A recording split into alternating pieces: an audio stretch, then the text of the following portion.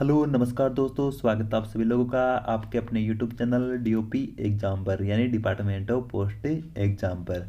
आज है हमारे जीटीएस टू एमटीएस एग्जाम की 11th क्लास, जिसमें हम प्योर गाइड पार्ट फर्स्ट के टॉप 20 क्वेश्चन सोल्व करेंगे। यदि आपने पहले की क्लासें नहीं देखी है तो आपको वो सभी क्लासें इसी चैनल की प्लेलिस्ट में मिल जाएगी। तो चलो दोस्तों, वीडियो को शुरू करते हैं। यदि आपने अभी तक चैनल को सब्सक्राइब नहीं किया है तो चैनल को सब्सक्राइब करें। इसके पास में दिए गए रेड बेल आइकन को प्रेस करें ताकि जो भी नया वीडियो है उसका नोटिफिकेशन सबसे पहले आपके पास आए। क्वेश्चन नंबर 41 है। ये क्वेश्चन मैंने आपको कल के वीडियो में भी दिया था सॉल्व करने के लिए, और काफ़ी लोगों का इसका सही आंसर भी था। नाइट पोस्ट ऑफिस में रविवार को या अन्य सरकारी अवकाश को कौन से कार्य नहीं होते? ए ऑप्शन डिलीवरी का कार्य, B option money order payment, C saving and certificate, D है सभी कार्य नहीं होते। तो इसमें आपका सही आंसर है डी। छुट्टी के दिन इनमें से कोई भी कार्य नहीं होता नाइट पोस्ट ऑफिस में। और दोस्तों, नाइट पोस्ट ऑफिस कितने बजे तक खुले रहते हैं आपके? ये 8:30 बजे तक। ये क्वेश्चन भी आपके एग्जाम में आया हुआ है, 8:30 PM तक। और ये जो आपके गवर्नमेंट हॉलीडे और संडे को कितने बजे तक रहता है? ये आपके सुबह 10 बजे से लेकर शाम को 5 बजे तक। ये दोस्तों, ये क्वेश्चन आपके एग्जाम में आ सकता है। क्वेश्चन नंबर 42 है। मोबाइल पोस्ट ऑफिस में बुक नहीं होते। A option register article, B unregistered article, C insured and VP, D सभी। तो दोस्तों, इसमें आपका सही आंसर है सी, इंश्योर्ड एंड वीपी आपका मोबाइल पोस्ट ऑफिस में बुक नहीं होते। क्वेश्चन नंबर 43 है। पोस्ट ऑफिस के पब्लिक बिजनेस आवर फिक्स होते हैं।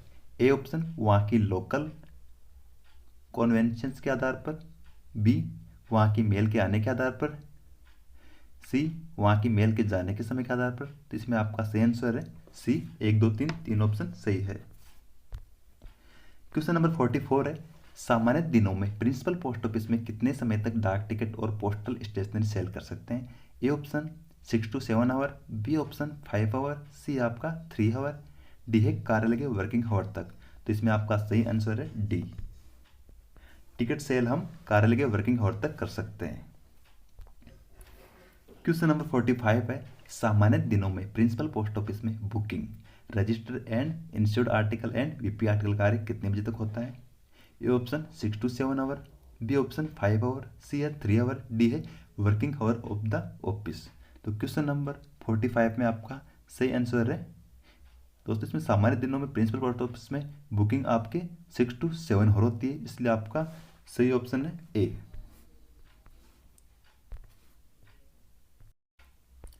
क्वेश्चन नंबर 46 है। शनिवार को प्रिंसिपल पोस्ट ऑफिस में article booking, booking of registered and VP article and insured article का कार्य कितने बजे तक होता है? दोस्तों, कितनी देर तक होता है? A option 6 to 7 hour, B option 5 hour, C है 3 hour, D working hour of the office. तो इसमें आपका सही आंसर है बी, 5 आवर। सैटरडे को बुकिंग कितने घंटे होती है? 5 आवर। क्वेश्चन नंबर 47 है। सामान्य दिनों में प्रिंसिपल पोस्ट ऑफिस में issue of money order, sale and payment of postal order, saving bank and post office certificate, transaction and payment of telephone bill आदि का काम कितने समय तक होता है सामान्य दिनों में? क्वेश्चन नंबर 47 है। तो दोस्तों, 47 में आपका आएगा बी, 5 आवर तक।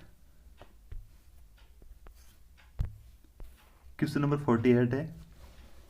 कौन सा पोस्ट ऑफिस रविवार को भी खुला रहता है? ये क्वेश्चन आपके जीटीएस टू एमटीएस एग्जाम में आया हुआ है, इंपॉर्टेंट है, दोबारा भी आ सकता है। A option mobile post office, B है नाइट पोस्ट ऑफिस, सी है सब पोस्ट ऑफिस, डी है आपके एचओ हेड ऑफिस। तो इसमें आपका सही आंसर है नाइट पोस्ट ऑफिस, जो आपके संडे और अन्य गवर्नमेंट हॉलीडे को भी खुला रहता है। और कितने बजे तक रहता है? आपके 10 बजे से लेके 5 बजे तक, और अन्य दिनों में ये रात 8:30 बजे तक खुला रहता है। क्वेश्चन नंबर 49 है। लेट फी लेकर आर्टिकल पोस्टिंग की सुविधा कहाँ पर है? ए है आपके आरएमएस के लेटर बॉक्स में, बी चुने हुए ऑफिस के लेटर बॉक्स में, सी है आरएमएस की मेल वैन में, डी है सभी। तो इसमें आपका सही आंसर है डी, इन सभी जगहों पर लेट फी लेकर आर्टिकल पोस्टिंग की सुविधा है। क्वेश्चन नंबर 50 आपका।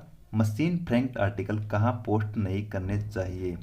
ए है post office letter box, B है mail van letter box, C है दोनों में करने चाहिए, डी दोनों में नहीं करने चाहिए।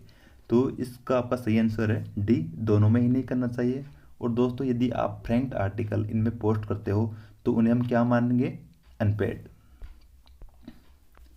क्वेश्चन नंबर 51 है, रजिस्टर्ड न्यूज़पेपर और पैकेट रजिस्टर्ड न्यूज़पेपर को बिना किसी लेट फीस के कहाँ पर पोस्ट किया जा सकता है। ए ऑप्शन है press sorting office PSO, B है आरएमएस ऑफिस में, सी नाइट पोस्ट ऑफिस में, डी है सभी में। तो दोस्तों इसमें आपका सही आंसर है डी, सभी जगह पर हम इन्हें पोस्ट कर सकते हैं। क्वेश्चन नंबर 52 है, रेलवे डाक सेवा का प्रारंभ कब हुआ। क्वेश्चन वेरी इंपॉर्टेंट है, एग्जाम में आ सकता है आपके। ए ऑप्शन 1861, बी ऑप्शन आपके 1862, सी ऑप्शन 1863, डी है 1854। तो इसमें आपका सही आंसर है सी 1863। और दोस्तों जैसे क्वेश्चन आपका है रेलवे डाक सेवा का प्रारंभ कब हुआ, वैसे आपके दोस्तों जो हमारे पोस्ट ऑफिस है उसका प्रारंभ कब हुआ, ये क्वेश्चन आपके एग्जाम में आया हुआ भी है, 1 अक्टूबर 1854। दोस्तों जो भी आपके पिछले साल GDS 20 एग्जाम क्वेश्चन पेपर हुआ था उसमें भी ये क्वेश्चन आपके आया था। क्वेश्चन नंबर 53 है, post office guide part first के अनुसार पोस्ट ऑफिस में कितने हॉलीडे ऑब्जर्व किए गए हैं। तो इसमें आपका सही आंसर है सी 17। क्वेश्चन नंबर 54 है, पोस्ट ऑफिस के अनुसार कौन से आर्टिकल जल्दी से जल्दी डिलीवरी के लिए भेजने की कोशिश रहती है। ए ऑप्शन जो पूरी तरह से प्रीपेड हो, बी सभी अनपेड आर्टिकल को, सी आधे अधूरे पेड आर्टिकल को, डी सभी को। तो दोस्तों पोस्ट ऑफिस में ऐसे आर्टिकल को जल्दी से जल्दी डिलीवरी के लिए भेजने की कोशिश रहती है जो पूरी तरह से प्रीपेड हो, इसलिए आपका ए ऑप्शन सही है। क्वेश्चन नंबर 55 है, अपंजीकृत डाक में किन आर्टिकलों को ट्रांसमिशन के दौरान ग्रेटर सिक्योरिटी नहीं दी जाती। ए है फुली प्रीपेड आर्टिकल को, बी अनपेड आर्टिकल को, सी आधे अधूरे पेड आर्टिकल को। तो दोस्तों इसमें आपका सही आंसर है बी, 2 और 3। फुली प्रीपेड आर्टिकल को ग्रेटर सिक्योरिटी दी जाती है, लेकिन जो आर्टिकल अनपेड और आधे अधूरे पेड आर्टिकल होते हैं उनको नहीं दी जाती। क्वेश्चन नंबर 56 है, निम्न में से कौन से इम्बोज्ड आर्टिकल है। ये दोस्तों आपके पेपर में आ सकता है, क्वेश्चन इंपॉर्टेंट है। दोस्तों इम्बोज आर्टिकल वो होते हैं जिन पे पहले से टिकट लगी हुई आती है, जैसे आपके 5 रुपये का जो हमारे डिपार्टमेंट लिफाफा आता है उस पर भी दोस्तों 5 रुपये टिकट होती है, जो आपके पोस्ट कार्ड होता है, इंडियन लेटर कार्ड होता है, ये सभी क्या है, इम्बोज आर्टिकल। तो आपका सही ऑप्शन है डी सभी। क्वेश्चन नंबर 57 है, कौन से स्टाम्प का प्रयोग पोस्टेज के पेमेंट के रूप में नहीं करना चाहिए। ए ऑप्शन आपका पोस्टेज स्टाम्प, बी है रेवेन्यू स्टाम्प, सी है दोनों सही है, डी दोनों गलत। दोस्तों इसमें आपका सही आंसर है रेवेन्यू स्टाम्प। रेवेन्यू स्टाम्प का उपयोग नहीं करना चाहिए स्टाम्प लगाने के लिए। किन का करना चाहिए, पोस्टेज स्टाम्प का। ये क्वेश्चन आपके एग्जाम में आया हुआ था, अभी GDS 2 पोस्टमैन एग्जाम होता है उसमें भी।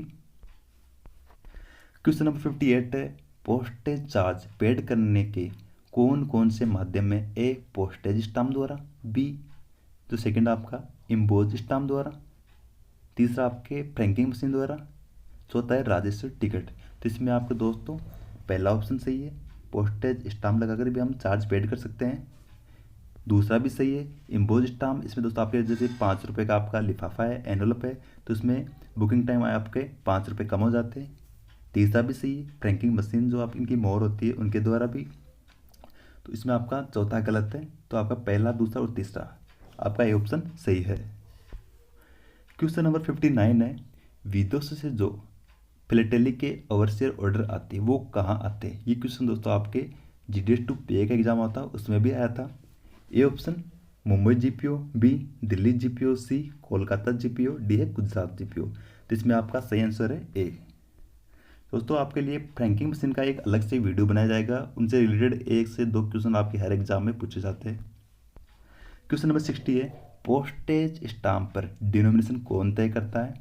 ए भारत सरकार, बी भारतीय डाकघर, सी संचार विभाग, डी इनमें से कोई भी नहीं। तो इसमें आपका सही आंसर है बी, कौन करता है, भारतीय डाकघर, इंडिया पोस्ट।